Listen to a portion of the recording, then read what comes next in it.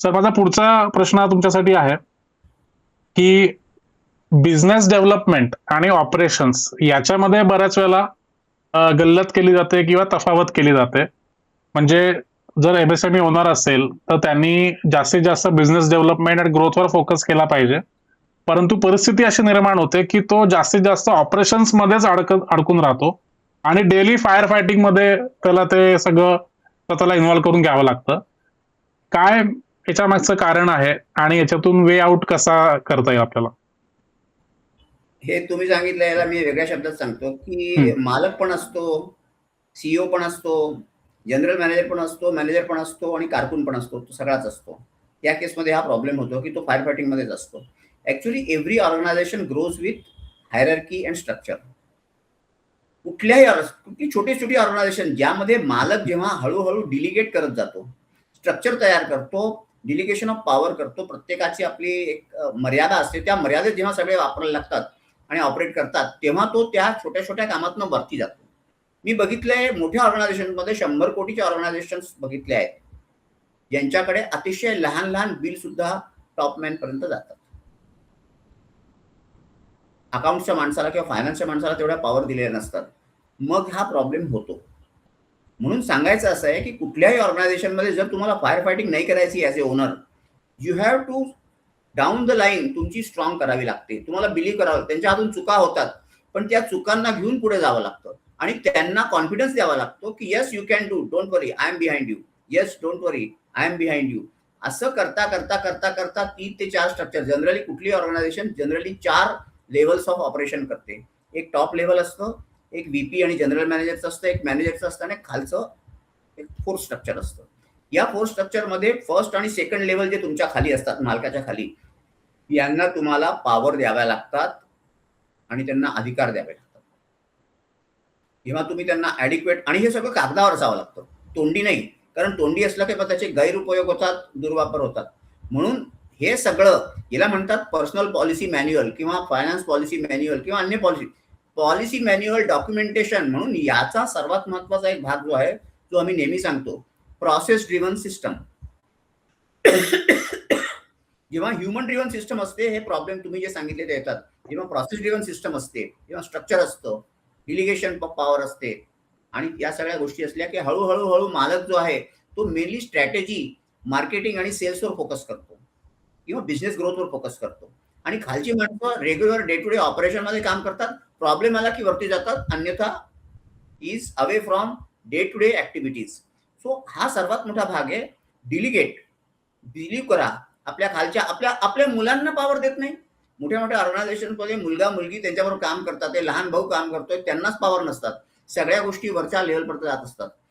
जेव्हा जेव्हा तुम्ही, राजा दशरथ जो होता त्यांनी एक दिवस डिक्लेअर केलं की उद्यापासून मी राजा नाही आहे. तो काही आजारी नव्हता, पण ही डिक्लेअर की उद्यापासून रामाचा राज्याभिषेक करायचा आहे. So he is delegating, he is coming out of the power and slowly handing over. ही प्रोसेस झालीच पाहिजे. तर हळूहळू हळू आपल्या एक विशिष्ट स्टेज नंतर आपण वेगळ्या वेगळ्या स्टेज नंतर मागे गेलं पाहिजे आणि पुढच्या लेवलला, पुढच्या जनरेशनला आपण सक्सेशन प्लॅन म्हणतो, तो झाला पाहिजे. Succession plan is generally missing in the organisation. That is why this type of activity happens. तर खूप महत्वाचा मुद्दा तुम्ही उपस्थित केला सक्सेशन प्लॅन बद्दल. आपण त्याच्यावर येणारच आहोत. परंतु तुम्ही आता जे काही अनालिसिस केलं त्याच्यावर मला एक कळलं की बाबा मायक्रो मॅनेजमेंट टाळलं पाहिजे, डिलिगेशन ऑफ ऑथॉरिटी केली पाहिजे आणि त्यांचा जो स्फिअर ऑफ फ्रीडम आहे ते त्यांना डिफाईन केलं पाहिजे रिटर्न पद्धतीने.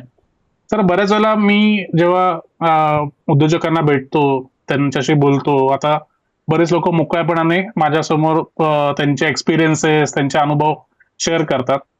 काही लोकांना मी असं बघतो की ते खूप जेन्युनली सिस्टीम डेव्हलप करण्याच्या मध्ये इंटरेस्टेड असतात, प्रोसेस डेव्हलप करण्यामध्ये इंटरेस्टेड असतात. परंतु जो मेन अनुभव आहे सगळ्यांचा, तो सगळ्यात पहिला म्हणजे ऑर्गनायझेशनल रेजिस्टन्स.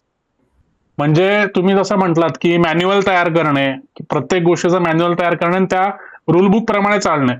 परंतु या अशा गोष्टींना कर्मचाऱ्यांकडून, जे डाऊन द लाईन सगळ्यांकडून खूप मोठ्या प्रमाणात विरोध होतो. हा एक अनुभव आहे.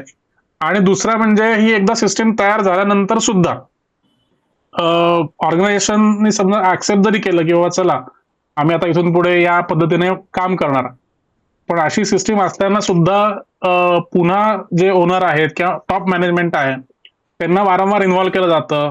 छोट्या छोट्या समस्या पुन्हा त्यांच्याकडे आणल्या जातात. तर या दोन गोष्टींना तुम्ही कशा पद्धतीने बघता आणि काय सोल्युशन आहे याच्यात? याच्यात काय असतं की कळतंय पण वळत नाही. मराठी त्याला अगदी साधं म्हणतात. म्हणजे you want to do but still you cannot do. त्याच्यात होतं काय की कागदावर लिहिल्याने काही गोष्टी होत नसतात. सर्वात पहिले अप्रोच कशी असते, टॉप टू बॉटम. सर्वात पहिले टॉप मॅनला ते फॉलो करावं लागतं जे कागदांमध्ये लिहिलेलं आहे. तर त्याच्या हाताखालच्या माणसांना सवय झालेली असते की सर तुम्ही एकदा बघून घ्या, सर तुम्ही एकदा बघून घ्या. माझ्या हाताखालचा माणूस पण माझ्याकडे येतो, सर तुम्ही एकदा बघून घ्या. पण आपल्याला हे सांगावं लागेल त्याला की हे this is in your competency level, kindly do it. In case there is a problem and somebody tells me that there is a problem, otherwise I am not supposed to tackle this matter. जेव्हा तुम्ही खालच्या माणसांना confidence द्यायला सुरुवात करता आणि त्यांना सांगता की नाही तू कर, मी तुझ्या मागे आहे, त्या सिस्टमला राबवावं लागतं. पहिली गोष्ट. दुसरी गोष्ट, तुम्ही म्हटलं की लोक विरोध करतात. गोष्ट अशी आहे की एका विशिष्ट काळानंतर काही लोक ऑब्सोलीट होतात. ती होतातच, देर इज नो डाऊट. कारण काळ बदलला का माणसं, त्यांची कॉम्पिटन्सी आणि ह्या सगळ्या गोष्टी हळूहळू चेंज होतात. आता एका मोठ्या ऑर्गनायझेशनमध्ये रिटायरमेंट पॉलिसी नव्हती, रिटायरमेंट पॉलिसीच नव्हती. तर जेव्हा वडिलांकडनं मुलांनी टेक ओव्हर केला, त्यांनी सर्वात पहिले रिटायरमेंट पॉलिसी आणली. रिटायरमेंट पॉलिसी आणल्यानंतर हळूहळू हळूहळू हळूहळू ती सगळी लोक जी जुन्या जनरेशनची होती त्यांनी चेक केलं की कोण परफॉर्म करतंय कोण नाही करतंय, आणि जे परफॉर्म करत नव्हते त्यांना हळूहळू ॲज पर रूल्स रिटायर करायला सुरुवात केली. तर जेव्हा सिस्टम चेंज होती तेव्हा चेंज व्हावं लागतं, जेव्हा सिस्टम बदलते तेव्हा बदलावं लागतं. पुष्कळ लोक नाही बदलत. तुम्ही मला म्हणाला की पुष्कळ लोक त्याचा विरोध करतात. तुम्हाला हे बघावं लागतं की हा माणूस खरंच कामाचा आहे का नुसतं 10 वर्ष 15 वर्ष 20 वर्ष बोलतोय. Is he really competent to do something which is new. आता समजा की आता सगळे लोक प्रेझेंटेशन एआय बेस्ड करतात. तुमची 2 माणसं ते म्हणतात मी एआय बेस्ड प्रेझेंटेशन नाही करणार, तर ते 2 दिवस लावतील. एआय बेस्ड प्रेझेंटेशन करायचं झालं की 2 तासात तयार होतं. तर जे नाही करणार ते 2 दिवसानंतर तयार करतील, मग त्याचा काही उपयोग नाही. सो रेलेव्हन्स इज, तुम्ही एआय बेस्ड सिस्टम मध्ये जायलाच पाहिजे. तुम्हाला स्मार्टफोन वापरता येत नाही याचा आता काहीच अर्थ नाही. स्मार्टफोन वापरावाच लागेल, this is a necessity. So change is the only constant thing. त्याला म्हणतात ना की ते स्टेबल आहे, चेंजच आहे फक्त. सो फर्स्ट ऑफ ऑल, जर खालून विरोध होतोय तर तुम्ही चेक करायला पाहिजे की तो विरोध खरा आहे का तो विरोध कम्फर्ट जाण्याचा आहे. दुसरी गोष्ट, तुम्ही म्हणता की मी खूप प्रयत्न करतो होत नाहीये, त्याचं कारण आहे की तुमच्या लेवलवर होत नाहीये. तुम्ही कधी मालकाला विचारा की सर आज एक मीटिंग आहे, क्वालिटी सर्कलची मीटिंग आहे, तुम्ही या. तो म्हणतो आय एम व्हेरी बिझी. तुम्ही कसं करा, तुम्ही सगळ्यांना घेऊन मीटिंग करा. Then it's lost. Discipline starts from top. Top मॅननी त्यामध्ये इन्व्हॉल्व्ह होऊन त्या टोटल प्रोसेसला जेव्हा फॉलो करायला सुरुवात करतात. मी एका ऑर्गनायझेशनमध्ये बघितलं होतं की including the chairman, they use to follow certain things which were not believed to be done by chairperson. अगदी जेवण झाल्यावर ताट विसळण्याचा सुद्धा त्यांचा नियम होता. ताट विसळत होते चेअरमॅन ऑफ द कंपनी. मग जर चेअरमॅन करताय तर मग सगळ्यांना करावं लागतं. पण मी जर समजा म्हटलं की मी तर चेअरमॅन आहे, मी करणार नाही, मग कोणीच करणार नाही, मग सगळेच साहेब आहे. So first, discipline starts from top.